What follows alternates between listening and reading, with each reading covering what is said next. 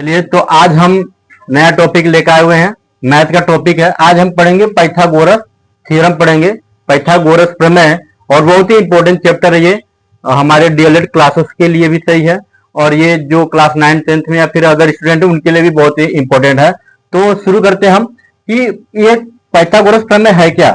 तो इसका कथन है कि किसी समकोण त्रिभुज में जो कर्ण होता है, कर्ण को हाइपोटेनस कहते हैं, का वर्ग, मतलब कर्ण का वर्ग जो होता है आधार के वर्ग और प्लस ऊंचाई के वर्ग के योगफल के बराबर होता है। ये और इस कथन को कहने वाले कौन थे? तो पाइथागोरस थे। तो उन्हीं के नाम पे ये प्रमेय का नाम पड़ गया पाइथागोरस प्रमेय। अब ये जो थ्योरम है ये राइट ट्रायंगल के लिए वर्क करता है, हमेशा याद रखिएगा।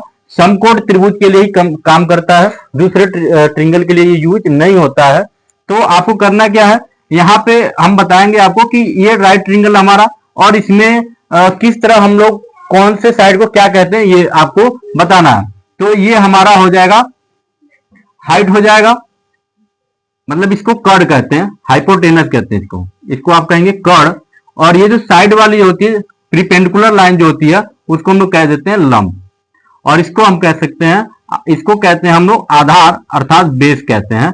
इसको आप बेस भी कह सकते हो और इसको आप हाइट कह सकते हो, और ये आपको हाइपोटेनस हो जाता है। तो अब इसको हम लोग इस थ्योरम को लिखेंगे कैसे? तो उन्होंने कहा था जो कर्ण, जो सबसे बड़ी भुजा होती है, मतलब जो कर्ण होता है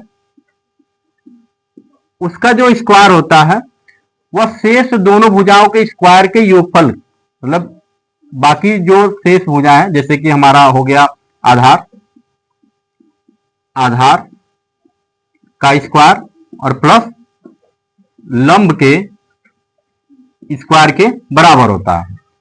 तो ये हमारा पाइथागोरस प्रमेय। अब इससे हम दो अलग अलग फार्मूले बनाएंगे। अगर हमें कर्ण का स्पेशल एक फार्मूला बनाना हो तो आप देखेंगे यहाँ पे हम फार्मूला नंबर 1 पहले बनाते हैं कि कर्ण जो होगा, कर्ण की वैल्यू अगर हमसे पूछ रहा है तो कर्ण का जो वैल्यू होगा वह आधार के स्क्वायर प्लस लंब के स्क्वायर के बराबर होगा। दूसरा जो हमारा फार्मूला बनेगा, अगर हमसे आधार पूछ रहा है तो आधार के लिए भी हम फार्मूला बना सकते हैं कि आधार बराबर जो होगा वो हमारा सबसे यहां पे बड़ी भुजा लिख लेंगे, कर्ण का स्क्वायर माइनस लंब का स्क्वायर। ये फार्मूला लगाएंगे तो आपको आधार मिल जाएगा।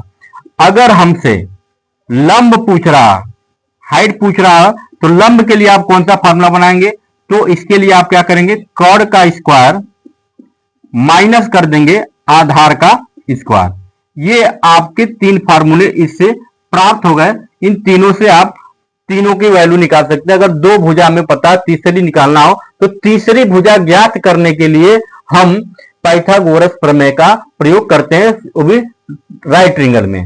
अब इसमें हम कुछ 1-2 सवाल एक्सरसाइज भी कर लेते हैं जिससे आपको क्लियर हो जाएगा कि इसका यूज हम क्वेश्चन में, मैथमेटिक्स में कैसे करते हैं। तो एक एक्सरसाइज हम लेकर आए हुए हैं, यहाँ पे देख सकते हैं बेस दिया हुआ है और हाइट दिया हुआ। बेस हमारे पास 3 है, यहाँ पे लिख लेंगे जो बेस हमारे पास दिया हुआ है वह 3 दिया हुआ है, और हमारे पास हाइट भी दे रखा है 4 दिया। अब हमसे पूछ रहा है हाइपोटेनस की वैल्यू पूछ रहा है, मतलब ये आपको बताना है कितना होगा। तो हम क्या करेंगे, हाइपोटेनस का फार्मूला लगा देंगे। अब हाइपोटेनस का फार्मूला अभी मैंने आपको बताया कि हाइपोटेनस का जो फार्मूला हो जाएगा वो हो जाएगा under root base square plus